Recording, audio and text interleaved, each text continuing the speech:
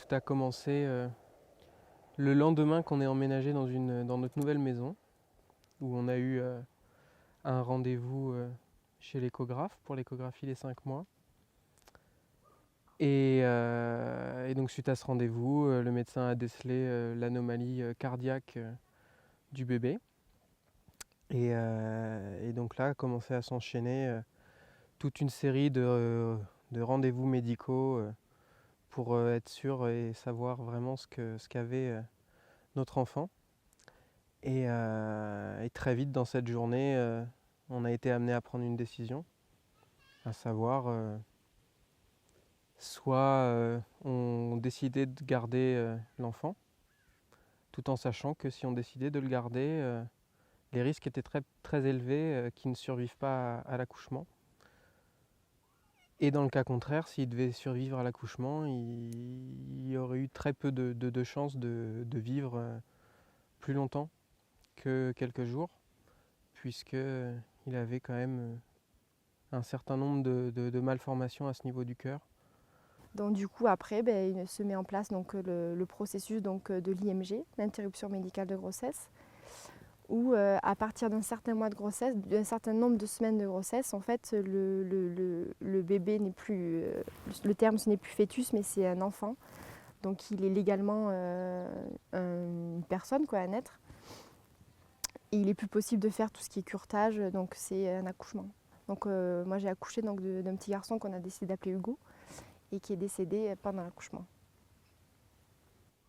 Et finalement, ce qui s'est passé d'abord, c'est surtout au-delà de la douleur, moi ce qui m'a animé au départ, c'était un sentiment d'impuissance, puisque tout se passait dans le corps de Maëlle, et rien dans mon corps, juste dans ma tête. Donc moi, dans un premier temps, toutes mes forces, je les ai mises pour accompagner Maëlle dans ce processus médical où il a fallu faire une intervention chirurgicale pour pouvoir libérer l'enfant et Maëlle.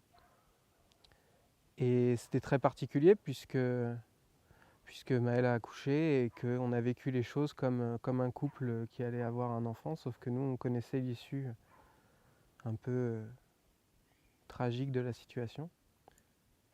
Et après, moi, ce qui était très important pour moi, et une chose qui a été quand même assez compliquée, c'est là que c'est difficile de garder son sérieux, c'est que j'ai vraiment voulu l'accompagner jusqu'au bout et j'avais vraiment ce besoin de le voir.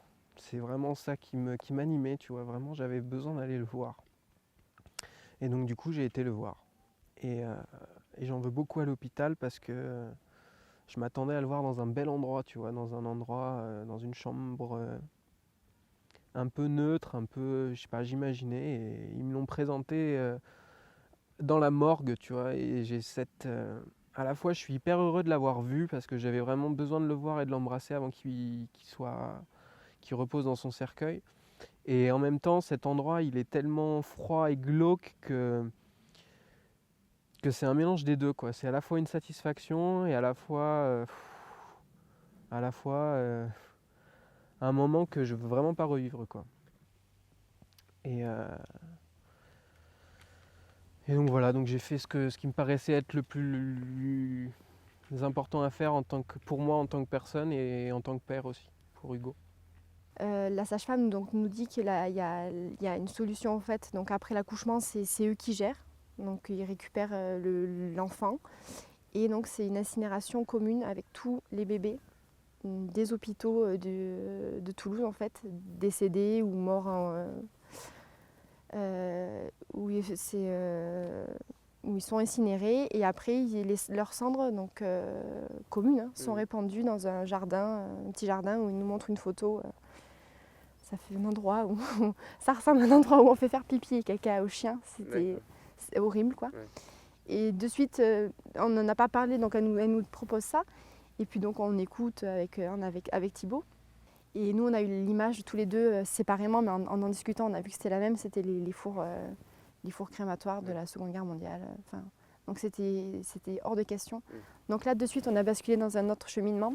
Parce qu'au début donc, on voulait faire au minimum pour moins souffrir, pas connaître le sexe, sauf que du coup on est passé carrément de l'autre côté, quoi. Donc on a demandé on a su le sexe à l'accouchement, on a donné un prénom et on a organisé donc un enterrement, une incinération, mais on a récupéré les cendres et on les a déposées dans un endroit qui nous était cher à Thibaut et à moi. Et heureusement qu'on a les parents qu'on a, quoi, qui nous ont vraiment accompagnés, qui nous ont permis de lui offrir cette cérémonie, si tu veux. Et c'était vraiment le moment important pour nous de faire cette chose de manière intime et personnelle, qui était vraiment le moment du au revoir et sans forcément y adjoindre une connotation religieuse ni pathétique. C'était juste notre façon de lui dire au revoir. Et après, donc, on a remis en place le projet bébé. Bon, il nous est arrivé, j'ai fait plusieurs fausses couches après, jusqu'au jour où je me suis accordé un été. Je me suis dit, bon, on arrête, on attend un petit peu. Toute la phrase des médecins, c'était c'est la faute à pas de chance. Sauf qu'en tant que parent, c'est compliqué de. Si c'est la faute à pas de chance, ça peut être moi, je mettais ça sur mon dos. Je pensais que c'était ma faute. Mais le fait de ne pas avoir de raison scientifique, réelle, c'était compliqué du coup pour passer à autre chose. Le fait de ne pas avoir de raison. Puis. Pardon. Le pourquoi, c'est la grande question. Pourquoi ça t'arrive à toi? Pourquoi ça t'arrive à ce moment-là? Moi, j'ai toujours cru en une espèce de, non pas de fatalité, mais plutôt de destin, quoi. Et finalement, moi, je me suis juste dit que c'était certainement pas le moment. Et ma mère a eu beaucoup de mal à m'avoir aussi. Elle a fait pas mal de fausses couches.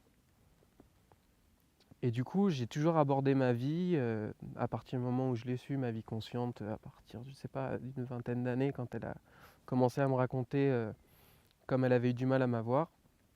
J'ai toujours pris la vie pour essayer de me dire qu'il y avait peu de chances que je sois là finalement.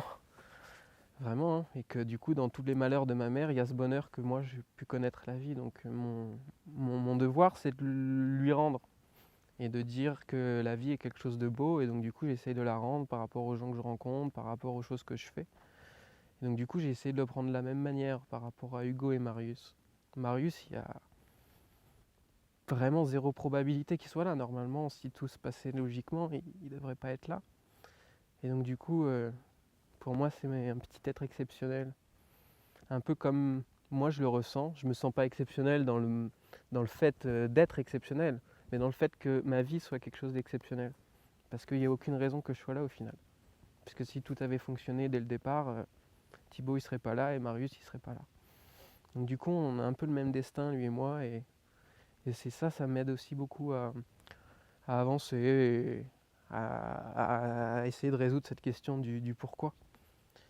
Le fait de ne pas avoir de raison entre guillemets valable, c'était compliqué pour passer à autre chose. Et je m'en suis rendu compte a posteriori que je ne pouvais pas faire mon deuil et passer à autre chose. Et du coup, par conséquent, avoir une grossesse qui se déroule bien, tant que je n'avais pas trouvé une raison.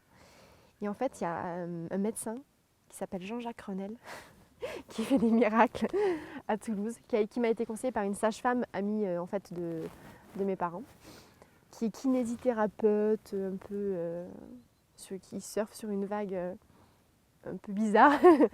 Mais je suis allée le voir et il me dit voilà, vous êtes complètement détraqué, vous n'êtes plus du tout axé et puis vos flux ne circulent plus dans le bon sens, c'est le bazar.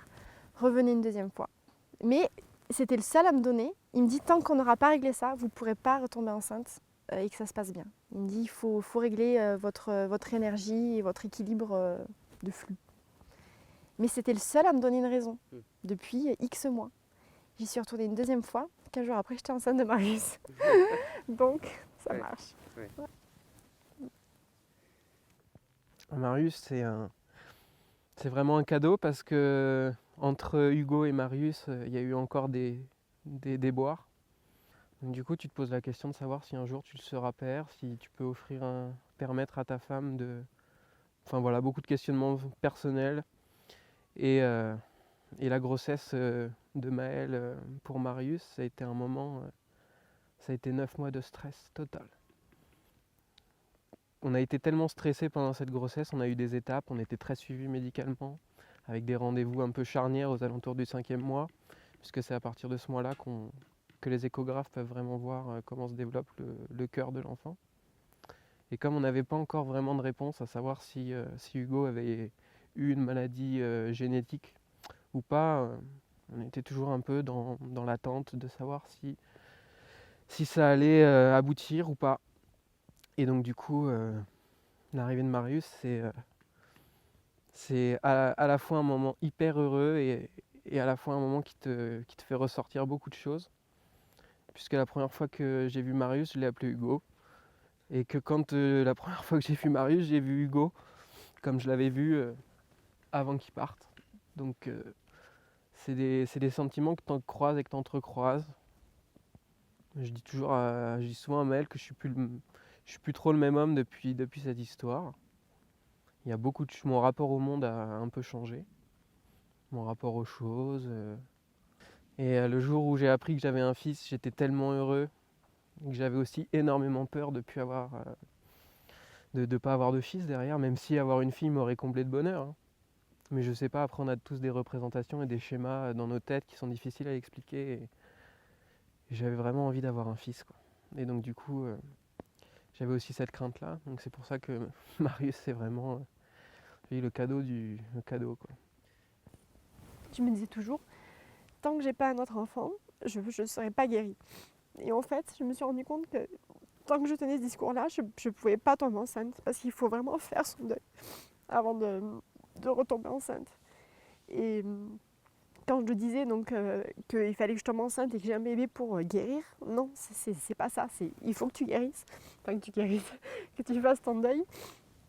Parce que j'étais pas malade. Hein. Il faut que tu fasses ton deuil et après, du coup, tu pourras tomber enceinte. Et c'est ce qui s'est passé. Et bizarrement, ça a fonctionné direct après. C'est ça qui est incompréhensible et c'est pour ça que je dis qu'il y a quelque chose qui nous dépasse aujourd'hui et qui est de l'ordre de la nature. Et la nature, c'est pas l'herbe, hein, c'est le monde dans lequel on vit. Et donc du coup, la reproduction, c'est un acte naturel et il y a des fois ça marche et il y a des fois ça marche pas. Et maintenant, c'est exactement comme ça que je le vois. Pas plus, pas moins. Ça marche ou ça marche pas. C'est tout. Au final, des fois, la recherche du pourquoi, elle fait plus mal que l'acceptation simple de la chose en cherchant pas toujours le pourquoi. Moi, j'ai des amis qui cherchent beaucoup le pourquoi des choses et qui au final n'arrivent pas à être heureux parce qu'ils sont tout le temps dans cette quête du pourquoi. Et quand tu lâches un peu le pourquoi et que tu te dis qu'on est dans un monde de nature, où il y a des règles de la nature que tu peux pas comprendre, qui sont là et qui s'imposent à toi. C'est quelque chose qui... Et aussi, ce qui aide beaucoup, c'est que que je me suis aperçu que ça arrivait, que c'était pas que à nous à qui c'est arrivé. Beaucoup de gens se sont confiés, des amis d'amis de nos parents, des amis de nos amis, des amis à nous à qui on soupçonnait pas que ça puisse être arrivé, ces choses-là. Et en fait, on s'est aperçu que c'était une chose qui était finalement assez banale. Je pense que c'est très important de... Ce qui est important en fait, ce qui a été important, c'est de ne pas se sentir seul dans cette situation. Savoir que ça est arrivé à d'autres gens et que c'est pas une situation qui est unique, si tu veux. C'est important parce que du coup, c'est là où je te dis, cette loi de la nature, elle fait que voilà, ça arrive. Ça fait partie du cycle, si tu veux. Et en fait, le chemin, le processus que tu suis, il n'est pas fait que d'un chemin tout lisse. Voilà, tu as des embûches, on te met à l'épreuve et ça aboutit un jour. C'est juste ça, c'est que ça aboutit un jour. Donc quand tu es sur l'embûche, c'est compliqué à gérer. C'est pour ça qu'on a de la chance d'être bien accompagné, d'être bien entouré. Et un jour, tu y arrives. Et un jour, tu y arrives. Et on a toujours essayé d'affronter les choses du côté positif. On n'a jamais voulu se laisser happer par le côté négatif, triste et rentrer dans une espèce de morosité. On a vraiment essayé au plus possible de positiver, même dans les moments où tu te dis que c'est compliqué de positiver, quoi, mais on a toujours essayé de... On fonctionne en équipe, elle et moi. On est vraiment... c'est peut-être banal des fois de dire ça, mais je te jure qu'on est vraiment une sacrée équipe, quoi, tous les deux. Et que la communication, ça nous a vraiment permis de nous en sortir. Parce que au bout d'un moment, tu vois, quand tu essayes d'avoir un enfant puis que tu te confrontes à tous ces échecs, tu te poses plein de questions existentielles. Hein. Est-ce qu'on est compatible? Est-ce qu'on est fait pour rester ensemble? Est-ce que ci? Est-ce que ça? Et le fait de communiquer, de fonctionner ensemble en équipe, ça nous a vraiment permis de sortir. Et aujourd'hui, je peux te promettre qu'on est forts, quoi. Tous les deux, on est forts. Et surtout, on relativise beaucoup les choses. Tu vois, le bonheur, il est dans des choses simples, quoi. Il n'est pas dans autre chose que des choses très très simples.